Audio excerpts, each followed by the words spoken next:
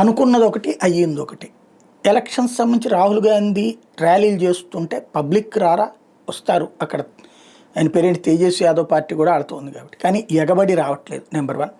Number 2 వచ్చేటప్పటికి అసలు పాయింట్ని వదిలేశారు. అసలు పాయింట్ ఏంటి, ఎన్నికల సంఘం డేట్లు ఇచ్చింది, డెడ్ లైన్ ఇచ్చింది.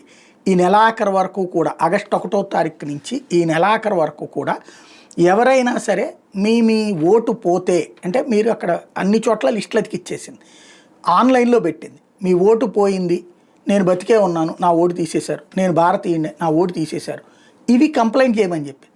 వాస్తవంగా ఏం చేయాలా, బూత్ స్థాయి కమిటీలతో అది వెరిఫై చేయించి ఎవరి ఓట్లు అయితే పోయినాయో అవి తిరిగి తీసుకునేందుకు కంప్లైంట్ చేయాలి. అట్లాంటి కంప్లైంట్లన్నీ క్రోడీకరించి ఎన్నికల సంఘానికి చెప్పొచ్చు, కోర్టునైనా అడగచ్చు. బట్ అదేం చేయట్లేదు, అసలు ఇంతవరకు ఒక కంప్లైంట్ కూడా రాలేదు.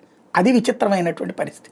కాబట్టి బీహార్లో అనుకున్నది ఒకటి, అవుతున్నది ఒకటి, కానీ ప్రచారం మాత్రం వాళ్ళు అనుకున్నట్టే జరుగుతుంటే ఇక్కడ స్పెషాలిటీ.